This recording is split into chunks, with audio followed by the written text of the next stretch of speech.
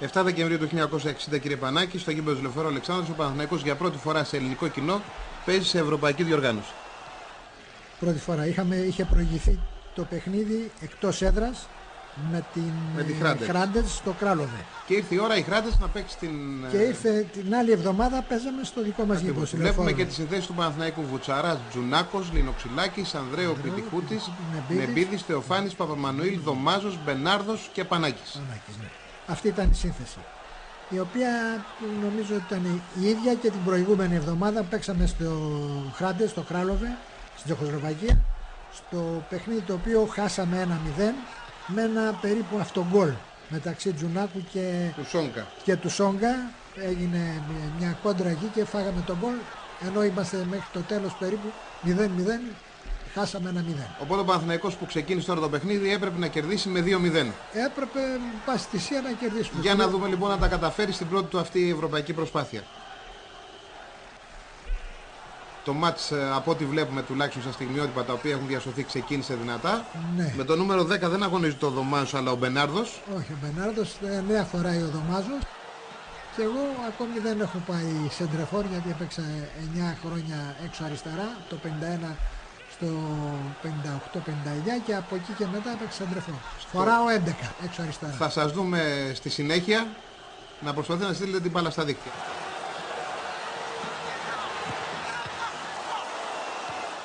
Ο Μπενάρδος που έφερε την μπάλα μπροστά, αλλά ο Ζήντρα που ήταν τερματοφύλακας των Τσέχων κατάφερε να μπλοκάρει. Εδώ μια προσπάθεια από τον Νεμπίδη. Είδαμε με το νούμερο 6 ο Νεμπίδης. Ναι, το νούμερο 6. Και εδώ είσαστε εσείς. Εγώ είμαι το νούμερο 11. Ναι. Δώσατε για τον Παπαμανουήλ 8. Φοράει και έτοιμος να σουτάρει. Η μπάλα δεν του έκανε το χατήρι. Ατύχησε, ναι. Πήγε στην εξέδρα. Κατέληξε. Και συνέχισε ένα παιχνίδι μοιρασμένο στις δύο περιοχές. Πάντως είχαν και οι δύο ομάδες ευκαιρίες από ό,τι μπορούμε να δούμε. Εδώ η κυρία. Εδώ είναι η κυρία τώρα Μακαρίτισσα. Ήταν από τους πιο ένθερμους οπαδούς του Παναθηναϊκού εκείνα τα χρόνια. Και ακολουθούσε την ομάδα στο Τωρίνο με τη Γιουβέντους μαζί, μετέπειτα στη συνέχεια των πρωταθλημάτων.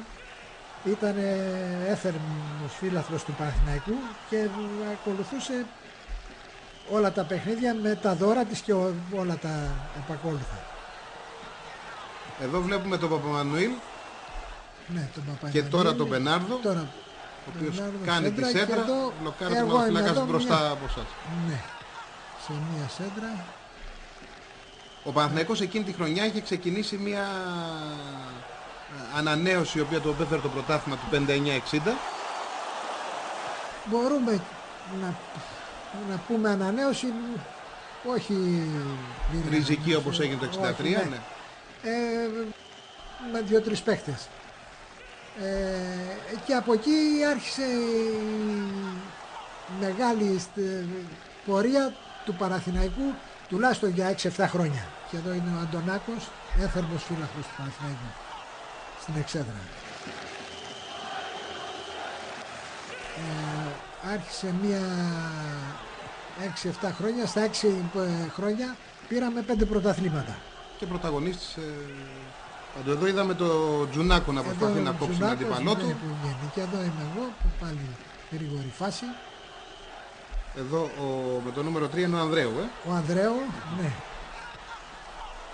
Έχουν μια υπεροχή εδώ οι Τσέχοι.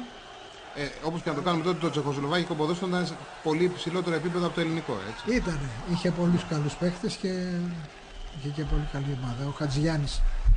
Δημοσιογράφος ξεκίνησε από τους πολύ καλούς. Μακαρίτης και αυτός.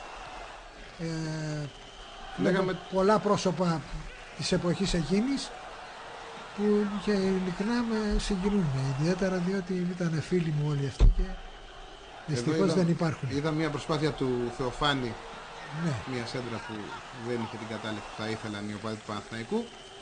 Επιμένουν οι Τσέχοι, επιχείρησαν το σούτ, η μπάλα κατέληξε και κάπως έτσι τελείωσε το πρώτο ημίχρονο. Το πρώτο ημίχρονο.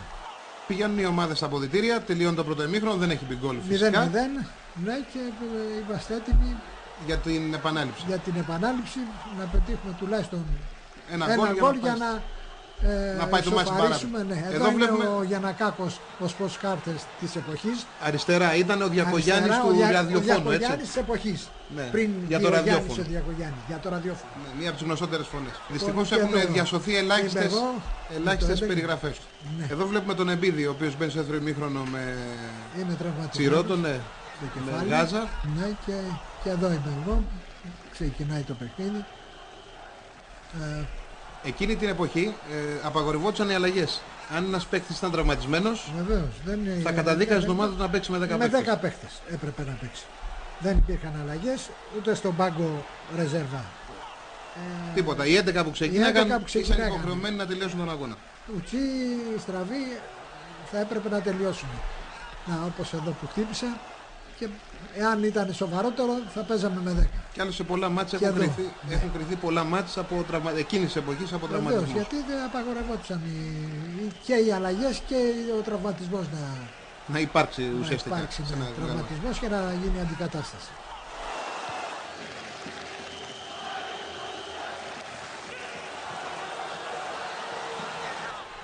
Αυτό που βλέπουμε είναι ένα ντοκουμέντο. Ναι. Όπως και τα περισσότερα μάτς που έχουν διασωθεί από εκείνη την εποχή. Γιατί δεν διασώθηκαν από επαγγελματικούς οργανισμούς, αλλά από φιλάθλους. Από φιλάθλους, από φίλους του ποδοσφαίρου, τελείως ερασιτέχνες. Έπαιρναν την ερασιτεχνική τους κάμερα, ακριβώς. Πήγαιναν στο γήπεδο, χωρίς να τη στηρίζουν πουθενά με το χέρι, τράβαγαν ό,τι μπορούσαν και όσο μπορούσαν καλύτερα. Οπότε αυτά τα πλάνα δεν έχουν την ποιότητα, την άρτια τεχνική ποιότητα, αλλά σίγουρα έχουν τη μεγάλη αγάπη για το ποδόσφαιρο. Αυτό πρέπει να το πούμε. Εκείνη την εποχή δεν υπήρχε τηλεόραση. Δεν υπήρχε. Και τα ελληνικά επίκαιρα που συνήθιζαν να δείχνουν στο τέλος ένα ποδοσφαιρικό αγώνα δεν προτιμούσαν πάρα πολλούς αγώνες, αρέα και που έπαιζαν στη κοινότητα του ποδοσφαίρου. Γιατί το ποδόσφαιρο δεν ήταν όπως είναι τώρα. Ο ποδοσφαίρος δεν είναι καταξιωμένος. Παρόλο ότι πήγαινε πολλοί κόσμος στο γήπεδο, αλλά δεν το προέβαλαν πολύ είτε στα διαλύματα του σινεμά είτε σε άλλες εκδηλώσεις. Αργά και πού. Παρόλο ότι είχε κόσμο και φαίνονταν από τις φάσεις και ο κόσμος έρχονταν πολύ. Αλλά δεν ήταν τα μέσα, μπορώ να πω, όχι φτωχά πολύ εκείνη την φτωχά και δεν είχαν αυτές τις εικόνες που έχουν τώρα και που τους προβάλλουν και το παραμικρό. Πάντως αυτό που μπορούμε να δούμε έστω και από αυτά τα στιγμιότυπα τα οποία είπαμε δεν είναι αρίσης ποιότητας αλλά δείχνουν το πάθος που υπήρχε εκείνη την εποχή. Ναι.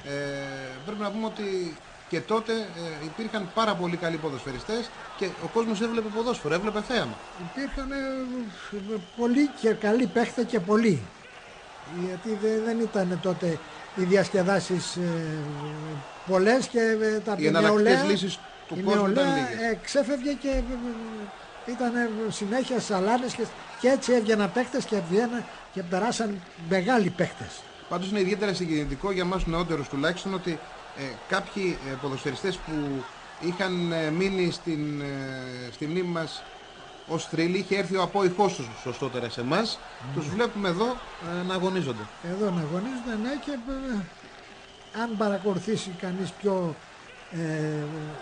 προσεκτικά θα δει ότι και φάσεις ωραίες γίνονται και ποδόσφαιρο ωραίο παίζότανε. Αλλά ήταν τα μέσα τότε διαφορετικά και δεν είχε την εικόνα την άρτια που βλέπουμε τώρα. Την τωρινή. Πάντως ο χρόνος περνάει, ο Παναθηναϊκός δεν μπορεί να σημειώσει γκολ. Δεν μπορεί, τελειώνει 0-0 και αυτό το παιχνίδι. Χάσαμε το πρώτο. Οπότε ο Παναθηναϊκός θα αποχαιρετούσε την και απεκλείστη Ευρώπη. Πάντως για τη δυνατότητα του ελληνικού ποδοσφαίρου και του απέναντι στο τσεχοσλοβακικό ήταν επιτυχία το ότι ο Παναθηναϊκός απέστασε σε μια ισοπαλία και έχασε με γκολ στο 88 με αυτογκολ εκτός έδρας. Ήταν μια μεγάλη επιτυχία γιατί τότε η Τσεχοσλοβακία ήταν μια υπερδύναμη ποδοσφαιρική, η Ελλάδα ήταν ο φτωχός συγγενής της Ευρώπης. Φτωχός συγγενής, παρόλο ότι είχε καλές ομάδες, τις μεγάλες ομάδες, καλές, αλλά ήταν λίγο απρόσεκτο.